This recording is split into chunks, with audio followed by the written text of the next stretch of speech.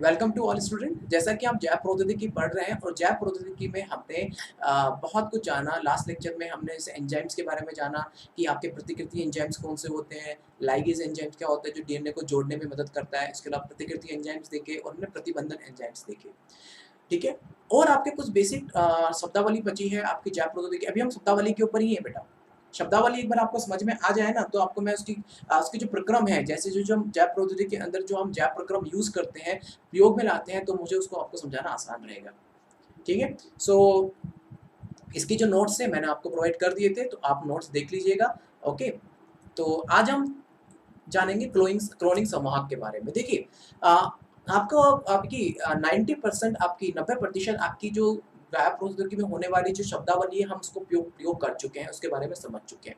अब आपके एक सिलेबस में अलग से उन्होंने कुछ क्लोनिंग संवाहक के बारे में बताना चाहते हैं, मतलब कि हम कौन-कौन से क्लोनिंग संवाहक हम उपयोग कर सकते हैं। तो मैंने आपको इससे पहले क्लोनिंग संवाहक के बारे में बताया था कि प्लाज़मिड यूज़ करते हैं। लेकिन अब प्लाज़मिड के अलावा भी अब बहुत सारे ऐसे क्लोनिंग संवाहक हैं जो आप यूज़ कर सकते हो। तो इसके बारे में अब हम कौन-सा प्लाज़मिड है, अच्छे से पढ़ेंगे प्लाज़मिड के बारे में। प्लाज़मिड के अलावा और कौन-कौन से तरीके हैं जिसको हम क्लोनिंग संवाहक के तरह यूज़ कर सकते हैं, ये अलग से पढ़ना है हमें अब। क्लोनिंग संवाहक सबसे पहले क्लोनिंग समझ लेते हैं, क्लोनिंग होती क्या है, ठीक है? एक आपकी शब्दावली भाग रह गया था, क्लोनिंग क्या होती है?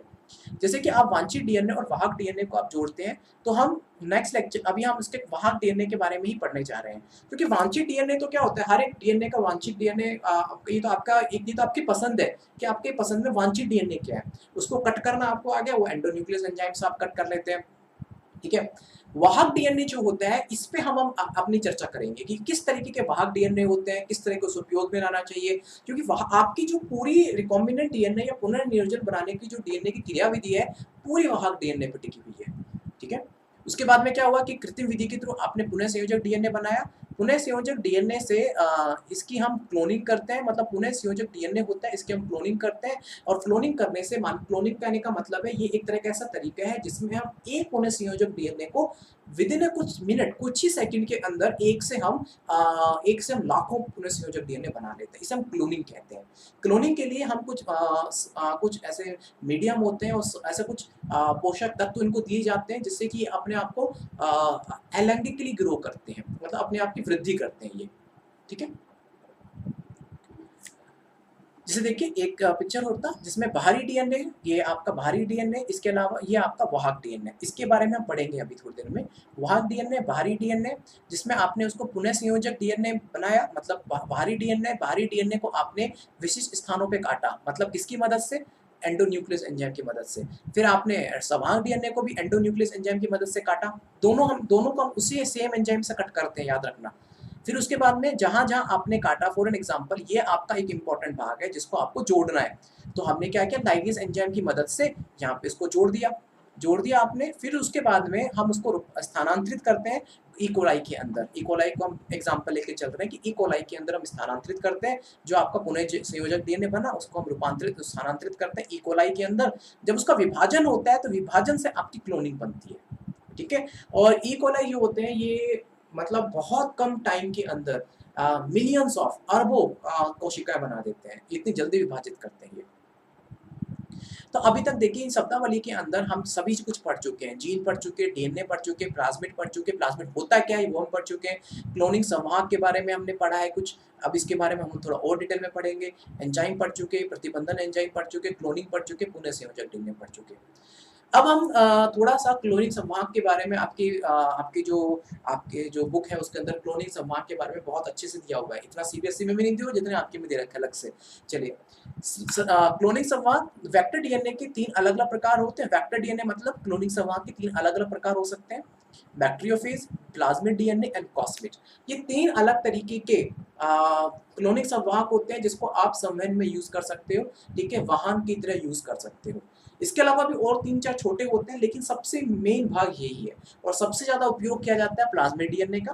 कॉस्मिड क्या होता है? इन दोनों का मिक्सचर होता है, मतलब बैक्टीरियोफेज और प्लाज्मिड को जब हम मिला देंगे तो उससे कॉस्मिड बनता है। ठीक है? उससे क्या बनता है? कॉस्मिड बनता है जब बैक्टीरियोफेज और प्लाज्मिड को आप मिला देंगे। अब चलिए हम सबसे पहले बैक्टीरियोफेज के बारे में पढ़ते हैं। हम हर एक चीज़ के बारे में पढ़ेंगे, बैक्टीरियोफेज क्या होता है, प्लाज्मिड क्या होता है और कॉस्मिड क्या होता है। और इससे हर बार आपका एक क्वेश्चन मैंने अभी तक देखा है, इनसे सबसे पूछा गया है। ये बैक्टीरियोफेज क्या होता है सबसे पहले सुनिए। बैक्टीरियोफेज का मतलब है कि ऐसा बैक्टीरिया जो सॉरी, एक ऐसा फेज मतलब होता है वायरस। बैक्टीरियोफेज मतलब होता है वायरस, एक ऐसा वायरस जो बैक्टीरिया को खा जाता है। बैक्टीरियोफेज को हम हिंदी में बोलते हैं जीवाणुग्राही।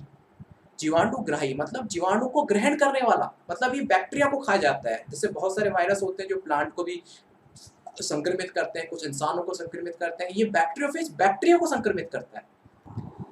ओके, तो ये बैक्टीरिया ऐसा बैक्टीरिया सॉरी ये ऐसा फेज मतलब होता है वायरस, और बैक्टीरिया मतलब ऐसा वायरस। फेज मतलब वायरस होता है, ऐसा वायरस जो बैक्टीरिया को खाता है। इसका बहुत उपयोग किया जाता है, इसका बहुत उपयोग किया जाने लगा है आज ऐसे क्लोनिंग संवाहक के रूप में। अब क्या होता है, क्यों ऐसे क्लोनिंग संवाहक के रूप में करते हैं, वो हम देखेंगे। बैक्टीरियोफेज एक प्रकार का वायरस है जो बैक्टीरिया को संक्रमित करता है। वास्तव में बैक्टीरियोफेज का शाब्दिक अर्थ है बैक्टीरिया खाने वाला, मतलब ये बैक्टीरिया को खा जाता है। मतलब कई बार क्या होता है, बैक्टीरियोफेज क्या करता है, बैक्टीरिया को संक्रमित करता है और पूरे बैक्टीरिया को खत्म कर देता है। लेकिन इसका एक ये हो गया ना, हर एक चीज के साथ कभी कभी कुछ एक मतलब कुछ प्रभाव, कुछ गुण है तो गुण भी जुड़े हुए हैं। मतलब कुछ प्रॉब्लम है तो कुछ लाभ भी है। हानि के साथ साथ कुछ लाभ भी जुड़े होते हैं ना। इसका लाभ ये होता है कि ये जब वायरस बैक्टीरिया को संक्रमित करता है ना, ये जब वायरस जो बैक्टीरिया को संक्रमित करता है, तो ये कई बार उसके डीएनए के साथ में, क्योंकि क्या होता है जब बैक्टीरिया डीएनए को संक्रमित करता है तो वायरस जो बैक्टीरिया को संक्रमित करता है तो वायरस अपना डीएनए बैक्टीरिया को दे देता है। ठीक है, तो क्या होता है कि एक अलग तरीके का डीएनए बैक्टीरिया के अंदर बनता है, और जब बाद में वहां से बैक्टीरिया बाहर निकलता है उसको संक्रमित करके, तो अलग तरह का डीएनए लेके बाहर निकलता है। तो इसी भाग का उपयोग इसके जो जनन करने में, इससे कहते हैं कि लैंगिक प्रजनन करने में ये बड़ा हेल्पफुल होता है। तो इसी का उपयोग किया जाने लगा क्लोनिंग संवाहक के रूप में। आपको दिखाऊंगा, हो सकता है मेरे वर्ड आपको समझ में नहीं आ रहा, मैं आपको दिखाऊंगा। जो कि बैक्टीरिया अपने मेजबान कोशिकाओं को, मतलब जो परपोषी कोशिकाएं होती है, उसको नष्ट कर देते हैं। क्योंकि बैक्टीरियोफेज एक न्यूक्लिक अम्ल से बने होते हैं जो कि प्रोटीन संरचना से घिरा हुआ होता है। जैसे देखिए बैक्टीरियोफेज है, जो कि हम इसको जीवाणुग्राही भी कह सकते हैं हिंदी में। ठीक है, ये होता है आपका प्रोटीन संरचना, और इसके अंदर होती है, एक मिनट, इस प्रोटीन संरचना के अंदर इसकी होती है आपकी न्यूक्लिक अम्ल होता है। ठीक है, क्लोनिंग के उपयोग किए जाने वाले बैक्टीरियोफेज दो प्रकार के, एक होता है लैम्डा फेज, एक होता है M13 फेज। दो प्रकार के होते हैं। कैसे बैक्टीरिया फेज वेक्टर के रूप में इस्तेमाल किया जा सकता है, हम पहले वो देखेंगे। ये वांछित डीएनए के हस्तांतरण की प्राकृतिक तरीका है, मतलब हमेशा एक प्राकृतिक तरीका होता है, क्योंकि जब कभी भी कई बार क्या होता है, बैक्टीरिया तो जो वायरस होता है बैक्टीरिया को तो इसलिए संक्रमित करता है क्योंकि उसको क्योंकि वायरस को हमेशा एक होस्ट, एक परपोषी की जरूरत होती है। वो खुद कभी अपने आप को ग्रो नहीं करवा पाता, मतलब उसको हमेशा कुछ लेने के लिए, कुछ खाने के लिए एक परपोषी की जरूरत होती है। वो परपोषी चाहे इंसान हो सकता है, पादप हो सकते हैं, या फिर बैक्टीरिया हो सकता है। तो ये जब बैक्टीरिया को संक्रमित करते हैं तो बैक्टीरिया में अपने डीएनए को छोड़ देते हैं। उससे क्या होता है कि बैक्टीरिया उसके डीएनए को छोड़ के उसकी पूरी डीएनए की जो पूरी मशीनरी है उसका ये उपयोग खुद करते हैं और एक नए तरीके का डीएनए बनाते हैं। बाद में जब संक्रमित करके डीएनए बाहर निकलता है तो इस तरीके से संक्रमित करके बाहर निकल के दूसरे डीएनए को करेगा, तो वो अपना डीएनए उसको दे देंगे। तो इस तरीके से बैक्टीरिया में एक तरीके का लैंगिक प्रजनन शुरू हो जाता है। बैक्टीरिया प्रजनन के उद्देश्य से बैक्टीरिया को संक्रमित करता है।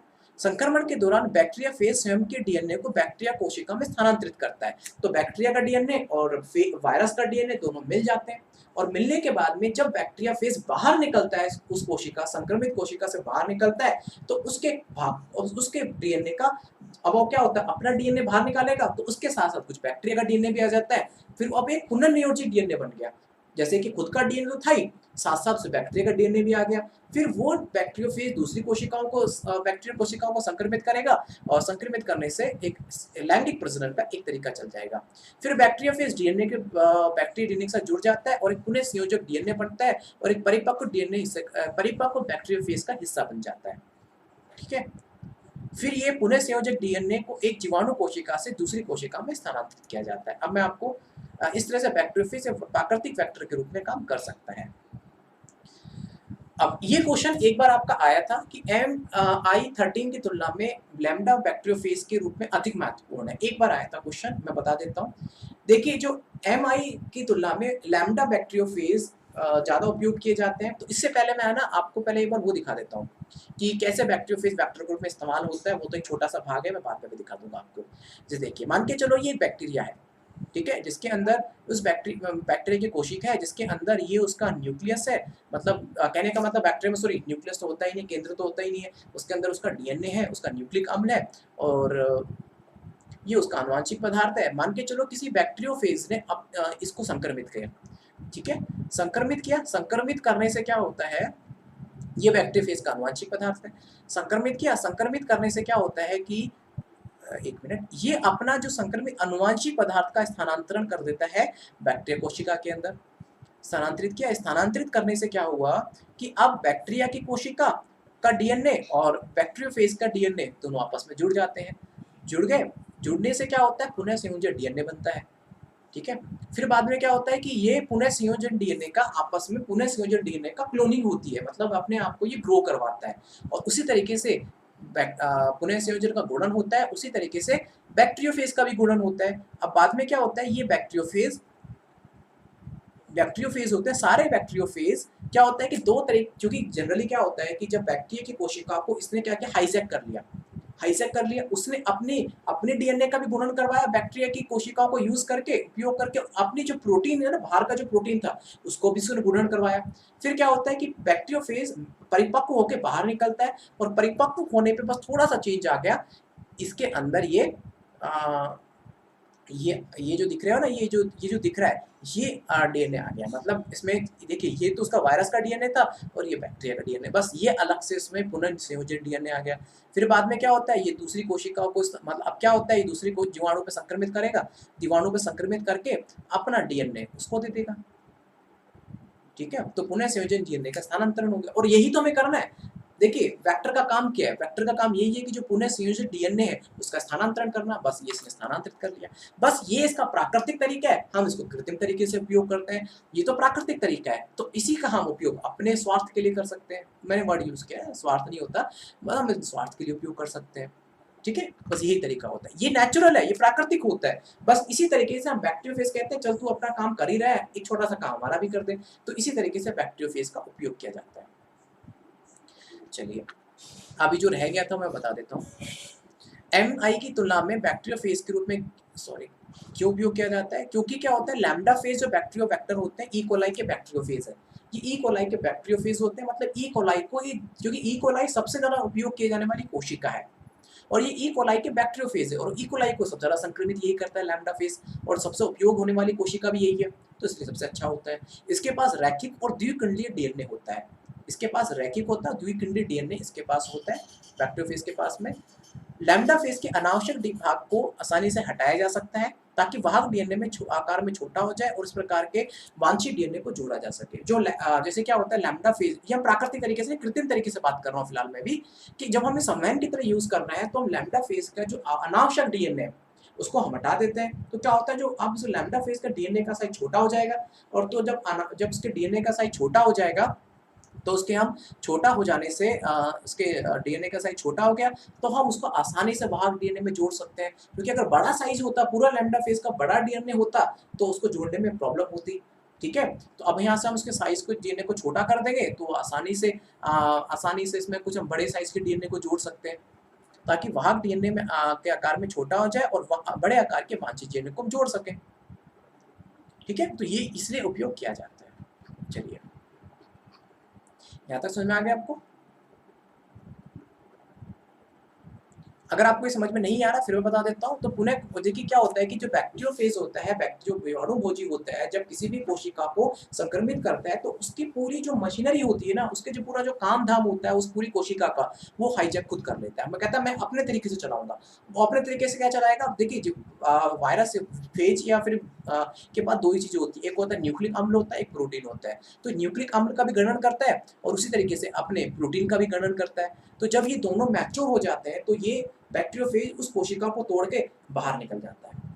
तो इसी तरीके से ये अपना इस तरीके से संक्रमित करते हैं ये, ठीक है। क्योंकि क्या होता है, क्योंकि जीवाणुभोजी के पास में खुद के जो वायरस होते हैं वो कभी भी खुद, जब भी इनको अपना ग्रो करना होता है ना, तो किसी न किसी कोशिका को पकड़ते हैं, जो लिविंग कोशिका, जो जीवित कोशिकाओं को हमेशा ही पकड़ते हैं। आप जानते हैं कि प्लाज्मिड में जीवाणुभोजी जीवाणु कोशिका में बिना गुणसूत्रीय डीएनए के नियंत्रण स्वतंत्र रूप से प्रति करने की क्षमता रखते हैं। मतलब प्लाज्मिड और जीवाणुभोजी जो होते हैं, जब वो जीवाणु कोशिकाओं को संक्रमित करते हैं तो ये अपने आप को प्रतिकृति करते हैं। जैसे प्लाज्मिड है ना, अपने आप में प्रतिकृति होती है, उसको किसी मुख्य डीएनए पे नियंत्रण और मुख्य डीएनए पे निर्भर होने की जरूरत नहीं होती। उसी तरीके से जीवाणुभोजी भी अपने आप को प्रतिकृति कर सकते हैं। जीवाणुभोजी की प्रत्येक कोशिका में काफी अधिक संख्या होने से जीवाणु कोशिका में इसके जीनोम की कई प्रतिकृति मिलती है। मतलब जीवाणुभोजी जब एक कोशिका को संक्रमित करते हैं तो ये बहुत अधिक संख्या में अपने आप को गुणन करते हैं, बहुत अधिक संख्या में अपने आप का गुणन करते हैं। कुछ प्लाज्मिड की प्रति कोशिका केवल 1 या 2, जबकि दूसरों की 15 से 100 प्रतिकृति मिलती है। मतलब कहते हैं कि जब प्लाज्मिड जो होता है या तो एक कोशिका के अंदर 1 होगा या फिर कई बार किसी कोशिका के अंदर 15 से 100 तक भी हो सकता है। नंबर की बात कर रहे हैं, इनकी संख्या इससे भी ज्यादा हो सकती है। यदि हम विजातीय डीएनए को जीवाणुभोजी या प्लाज्मिड डीएनए के साथ जोड़ते हैं तो उनकी संख्या को जीवाणुभोजी या प्लाज्मिड की प्रतिकृति संख्या के समान गुणित कर सकते हैं। मतलब जब हम वांछित डीएनए को जब हम किसी मतलब हम संवहन के साथ जोड़ते हैं तो उसके साथ साथ हम इसका भी गुणन कर सकते हैं। ठीक है।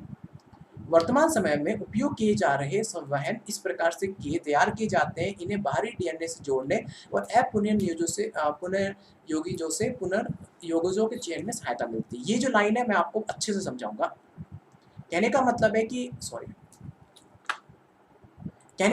है कि जब हम संवहन करते हैं तो अब आपने क्या किया कि जब हम संवहन करते हैं तो जब हम कहने का मतलब वांछित डीएनए से संवहन डीएनए को जोड़ते हैं तो जोड़ने के बाद में पुनर्संयोजन डीएनए बना, फिर आपने उसको इकोलाई की कोशिका में डाल दिया, फिर उसको वहाँ पे गुणन होता है, पुनर्संयोजन डीएनए का गुणन होता है। तो वो सही में काम कर रहा है या नहीं कर रहा है? तो अगर वो सही में काम कर रहा है तो उसको हम कहते हैं पुनर्योगज हो चुका है, और नहीं काम कर रहा है तो अपुनर्योगज हो चुका है। तो उसको हम चयन कर सकते हैं कि सही काम कर रहा है या सही काम नहीं किया है। हमने जो काम किया वो गलत किया है, सही किया है, उसको हम चयन कर सकते हैं।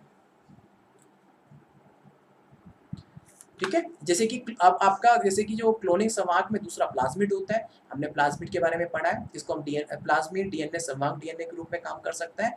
इसका उपयोग हम वांछित डीएनए को दूसरी कोशिका में स्थानांतरित करने के लिए किया जाता है। जिस प्लाज्मिड डीएनए का उपयोग वांछित डीएनए को स्थानांतरित करने के लिए किया जाता है उसे वाहक डीएनए भी कहते हैं, क्योंकि प्लाज्मिड डीएनए में मुक्त आत्म प्रतिकृति की क्षमता होती है। देखिए, मेरा कहने का मतलब है कि जैसे कि हमने 3 बताए थे आपको, बैक्टीरियोफेज, दूसरा बताया मैंने प्लाज्मिड, तीसरा बताया प्लाज्मिड। हमने बैक्टीरियोफेज पढ़ लिया, अब हम पढ़ रहे हैं प्लाज्मिड के बारे में। ठीक है, जो कि हर कोशिका में तो नहीं, लेकिन बहुत सारी कोशिकाओं के अंदर प्लाज्मिड होता है। और जरूरी नहीं कि सारे प्लाज्मिड को आप संवहन की तरह उपयोग कर सको। जिन प्लाज्मिड को आप संवहन की तरह उपयोग कर सकते हो उनको वाहक डीएनए भी कहते हैं। जो बेसिकली हम प्लाज्मिड डीएनए की बात करें तो इसमें क्या होता है, क्लोनिंग की सुविधा के लिए आवश्यक होना चाहिए प्रतिकृति का चयन, वर्ण संयोजक चिन्ह और क्लोनिंग स्तर। देखिए, आपका जो प्लाज्मिड जो एक कैसे कि जो एक प्राकृतिक प्लाज्मिड जो बैक्टीरियल कोशिकाओं के अंदर पाया जाता है ना, हम उसको उसी तरीके से उपयोग नहीं कर सकते, हमें उसमें कुछ कृत्रिम चेंजेस करने पड़ते हैं। जैसे आपने अगर प्लाज्मिड को निकाला, उसको अगर आप चाहो कि मैं इस प्लाज्मिड को उपयोग करना चाहता हूँ एज ए वाहन की तरह, लेकिन आप नहीं कर सकते। उस प्राकृतिक प्लाज्मिड को उपयोग नहीं कर सकते, आपको उसमें कुछ अपने तरीके से जो चेंज करने पड़ते हैं, कुछ आपको चेंजेस की जरूरत होती है, वो चेंज करने पड़ते हैं। और वो चेंज उस वाहन के लिए, उसकी सुविधा के लिए बहुत जरूरी होते हैं। और वो चेंज क्या होता है, ORI जिसे हम प्रतिकृति की उत्पत्ति कहते हैं, वर्ण योग्य चिन्ह कहते हैं, या क्लोनिंग स्तर, ये आपको चयन करने पड़ते हैं। ORI तो उसमें होता ही है, ORI नहीं चेंज करना पड़ता, लेकिन वर्ण योग्य चिन्ह और क्लोनिंग स्थान आपको उसमें खुद डालने पड़ते हैं, जिसको हम उसको मॉडिफाइड करते हैं। ठीक है, ये देखिए, ये एक प्राकृतिक प्लाज्मिड है जिसका नाम है PBr322। ये बहुत महत्वपूर्ण है, इससे क्वेश्चन हर बार कई बार पूछा गया आपके बोर्ड एग्जाम्स के ऊपर। PBr322 का डायग्राम बनाइए, ये क्वेश्चन बहुत बार पूछा गया है। ये थोड़ा सा देखने में अजीब सा लग रहा होगा, लेकिन ये प्लाज्मिड लैब में बनाया गया है। मतलब आपने बैक्टीरिया कोशिका से प्लाज्मिड तो निकाल लिया, लेकिन अब उसको संवहन के लिए ऐसा जैसा वैसा यूज नहीं कर सकते, इसको थोड़ा लैब में मॉडिफाइड किया जाता है और इस तरीके का प्लाज्मिड बनाया जाता है। देखिए, ई कोलाई जो प्लाज्मिड है उसमें क्या क्या भाग है मैं बता देता हूँ, जिससे आपको देखिए, चलो मैं इसमें बताता हूँ आपको, एक बार आपको समझा देता हूँ, इसमें समझ में आ जाएगा। अभी PBr322 है क्या? P मतलब होता है प्लाज्मिड, बीआर मतलब होता है ये बोलीवर और रोड्रिगेज के नाम के आधारित है जिन्होंने इस प्लाज्मिड का निर्माण किया था। मतलब बोलीवर और रोड्रिगेज वो वैज्ञानिक हैं जिन्होंने इस प्लाज्मिड का निर्माण किया था। और 322 वो नंबर है जिस नंबर पे इस प्लाज्मिड को बनाया गया था। मतलब ये नंबर अन्य प्लाज्मिड से उसको अलग किया जाता है। मतलब 322 नंबर के ऊपर इस प्लाज्मिड को बनाया था बोलीवर और रोड्रिगेज ने, जिससे इसका नाम रखा गया PBR 322। देखिए ये जो जहाँ पे भी है ना, ये जो लगे हुए हैं, मतलब ये जो टिक के 9 निशान लगे हुए हैं, PST1, UV1, EcoRI1, CLA1, hint third, BAM-H1, SAL1, ये सभी प्रतिबंधन एंजाइम है। और ये जो MP है, एम्फिसिलिन कहते हैं, मतलब एम्फिसिलिन प्रतिजैविक एंटीबायोटिक की जीन है। और ये जो लिखा हुआ है टेट्रासाइक्लिन, ये टेट्रासाइक्लिन प्रतिजैविक की एक जीन है। और ORI इसके अंदर है आपका ऑरिजिन ऑफ रेप्लिकेशन, मतलब प्रतिकृति की उत्पत्ति की एक जीन है। और इसके अंदर ये आरओपी मतलब होता है रॉक प्रोटीन, मतलब रॉक प्रोटीन मतलब ये इसकी प्रतिकृति पे नियंत्रण रखने वाला एक प्रोटीन है। ठीक है। अब ये क्वेश्चन अभी आया था मेडिकल में, अभी जो NIT 2020 का क्वेश्चन आया था कि पूरी प्लाज्मिड पे जो पूरे जो प्लाज्मिड है उसकी प्रतिकृति के नियंत्रण PBR 322 में जो प्लाज्मिड की प्रतिकृति बनती है उस पर कौन नियंत्रण रखता है इसकी प्रतिकृति पे? वैसे तो आंसर रोप है, लेकिन रोप अगर ना दिया गया हो तो ORI आता है, क्योंकि ये जो रोप होता है ORI का ही हिस्सा है। ORI आपकी प्रतिकृति को शुरू भी करता है और उसकी प्रतिकृति को नियंत्रित भी करता है रॉक प्रोटीन की मदद से। इसको आप ड्रॉ कर लेना, आपके लिए फायदेमंद है। ओके, आप चिंता मत कीजिएगा कि सर समझ में नहीं आ रहा है, नई नई चीज़ें क्या क्या आती आ रही है। मैं हर एक चीज़ को अच्छे से समझाऊंगा, बहुत अच्छे से तरीके से मैंने अपना प्रिपेयर किया है, मैं आपको अच्छे तरीके से समझाऊंगा। ये एम्पिसिलिन, टेट्रासाइक्लिन हर जीन जोड़नी पड़ती है, मैं आपको समझा दूंगा, चिंता मत कीजिएगा। ORI क्या होता है? ये वो अनुक्रम है जहाँ से प्रतिक्रिया की शुरुआत होती है और जब कोई डीएनए का खंड, मतलब जब डीएनए का खंड, फॉर एन एग्जांपल आपने किसी डीएनए के खंड को यहाँ से जोड़ दिया, जब आपने डीएनए के खंड को यहाँ से जोड़ दिया तो ORI के साथ साथ वो डीएनए का खंड भी अपने आप की प्रतिकृति करता है। ठीक है, तो साथ साथ क्या होगा, ORI अगर अपने आप, ORI क्या करेगा, उस पूरे प्लाज्मिड की प्रतिकृति बनाएगा, तो साथ साथ उस डीएनए का जो वांछित डीएनए आपने उस जगह जोड़ा है उसकी प्रतिकृति बनेगी। ये अनुक्रम जोड़े गए डीएनए की प्रतिक्रिया की संख्या के लिए भी उत्तरदायी है, जो रॉक प्रोटीन की मदद से करता है। ये क्वेश्चन इस बार पूछा गया था मेडिकल एंट्रेंस में। इसलिए कोई लक्ष्य डीएनए की काफी संख्या प्राप्त करना चाहता है तो इस संवाहक में क्लोन करना चाहिए, और जिसका मूल अत्यधिक प्रतिरूप बनाने में सहयोग करता है। अगर आपको डीएनए की बहुत सारी कॉपियां चाहिए तो हमेशा ORI उसमें भाग होना चाहिए, जिससे आप उसकी बहुत सारी कॉपियां बना सकते हो, मतलब क्लोनिंग कर सकते हो। ठीक है, ये आपका ORI भाग है। ठीक है, जिसे हम ओरिजिन ऑफ रेप्लिकेशन या प्रतिकृति की उत्पत्ति कह सकते हैं। ई कोलाई प्लाज्मिड PBR 322 में एक बैक्टीरियल कोशिका के भीतर होने वाले प्लाज्मिड की प्रतिलिपि की नियमित करने के लिए आरओपी नाम का एक प्रोटीन होता है जो उसके हमेशा ORI के साथ जुड़ा हुआ होगा। ठीक है, ORI के साथ साथ जुड़ा हुआ होगा। चलिए, आज के लिए इतना ही है। फिर मैं आपको PBR 322 को अच्छे से समझाऊंगा नेक्स्ट लेक्चर में कि टेट्रासाइक्लिन जीन क्या करती है, एम्पिसिलिन प्रतिजैविक जीन क्या करती है, ये इतने सारे प्रतिबंधन स्थल क्यों हैं, इतने सारे प्रतिबंधन एंजाइम्स क्यों हैं, हर एक चीज़ को आपको समझाऊंगा। ठीक है, धन्यवाद।